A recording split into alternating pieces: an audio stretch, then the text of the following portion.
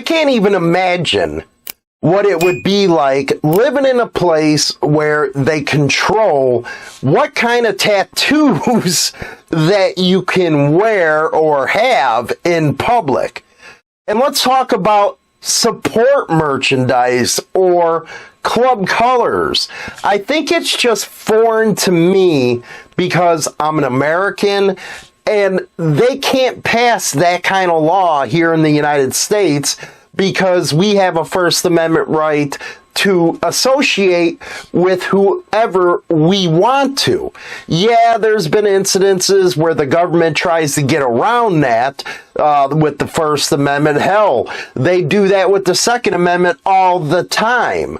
But in Australia, it is a totally different world out there.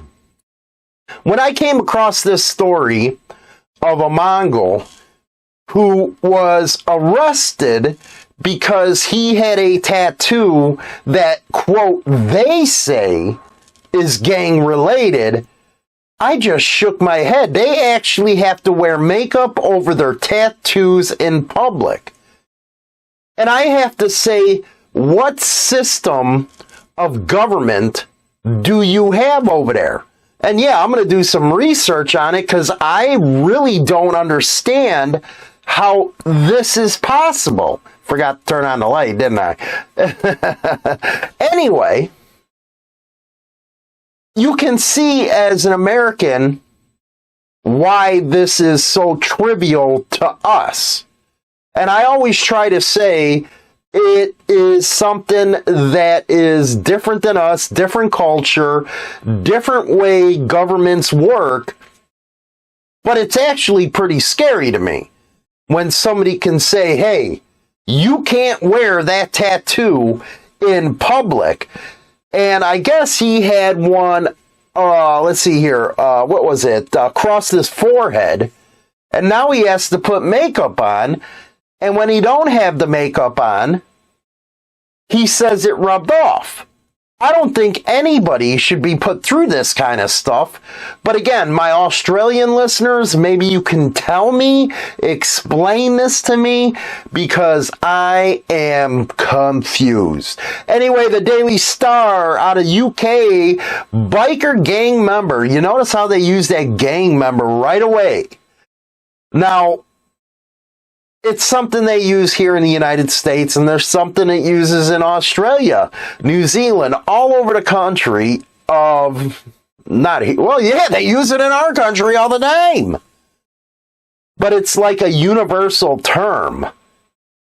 And some can argue, because they call them Nike bikies over in Australia, that, hey, they do some gang stuff over there. I've heard it many times from my listeners. Now, he's accused of showing an illegal tattoo, and he says his makeup rubbed off. Brenda Luke Sacca, a member of the outlawed Mongols motorcycle club, has the gang's logo inked on his face and has to cover it up with makeup whenever he's outside. So you can already see that they've outlawed a lot of these motorcycle clubs. And one thing I don't understand is you think that cops would want people showing their colors, because at least you'll know who the heck they are. So it's kind of like you're working against yourself, if you will. But cops always do that. They always, they're not the smartest things on earth. And there's a picture of him right there. Well, not of him, but the senior enforcer. He has to have foundation to cover his inkings. And he was arrested over this, and it was an illegal tattoo. And he talked about how the makeup, he is a member of the outlawed motorcycle club, an international group, it says, we all know. Now, he is from Perth in Western Australia, has a tattoo of the gang's name on his forehead under strict new laws. And that's what I don't understand, how they can pass something like that. It's kind of like you're going against human rights, ain't it? Introduced the crackdown on organized crime groups. It's illegal in Western Australia to show any gang insignia in public. My question is, do you have like a Supreme Court that says it's unconstitutional to do that kind of stuff? I'm guessing not, because somebody should have been challenging this one. He's 40. He was spotted with another Mongols gang member at a bar in May last year. Police say the tattoo was clearly visible on his forehead. Damn, man, you guys taking a lot of roids over there or something? Boy, look at that. Hardcore. Senior Constable Lorne Buchan testified he didn't see any trace of the makeup on his head when he attended the bar on May 7th last year. Personally, I'll call BS, because you really are going to remember something like that? And then in footage from the senior constable's body camera, which was played in court, previously a senior enforcer for the rival Gold Coast Finks, insists I did have makeup on. It must have come off. I can't believe something like this is actually being fought in the court system anywhere in the world. Anywhere. But somebody's anal, man. That's what happens when you get a police state. They want to take over every aspect of your life daily. They want to control you. And coming up later in the show with China now, we're going to be talking about the IRS, why it's there, and why it's unconstitutional. As you know, a lot of payroll, if you will, can be taxed. Your work can be taxed. The government's going to take a part of your pay. And that was introduced by Abraham Lincoln, I believe. And I don't think the founding members ever intended for something like that to be taxed. Now, this has been debated all over the court system. And of course, they're part of the machine, as I call it. And that's getting quite dangerous here in the United States with bigger government. Again, we're going to talk about that later on in the show. So, if you have something like this happening there, and you already have it in the system where if you get convicted of something, there's no contact rules. And I argue that is against the constitutional rights of us individuals, First Amendment. So how can they justify telling people they cannot be around somebody else because of the affiliation? I really wish somebody would take that to court, because it's something that needs to be ruled on. The one thing about the American justice system is most of the time they side with cops.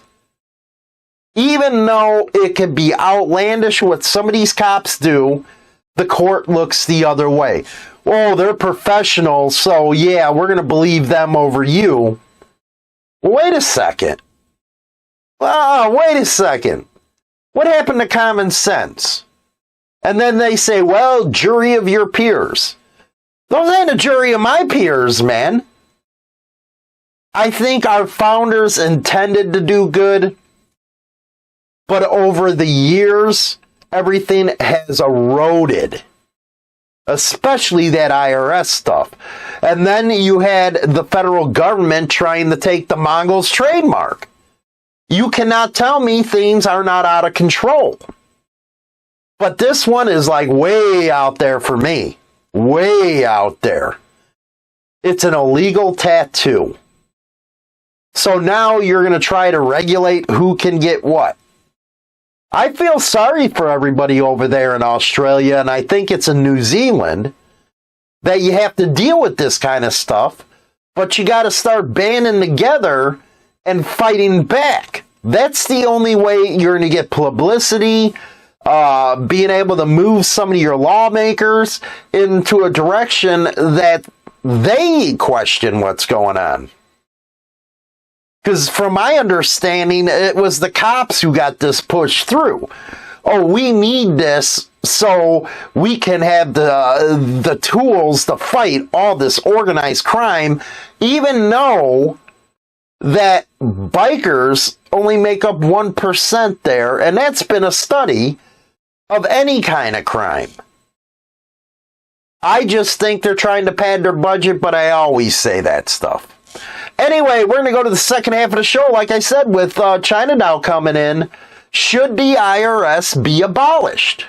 I think it should. Don't forget to become a member of Insane Throttle Biker News on YouTube. And now you can also become a member on Spotify. The subscriptions really help us out and help keep the show going. And you get a new members only, where nobody else does, members only exclusive podcasts and videos. We'll be right back after this music break. Rock on. And don't forget to subscribe to Insane Wheels, my newest channel over on YouTube. Everything Harley talk, motorcycle related. It's going to be a great time over there.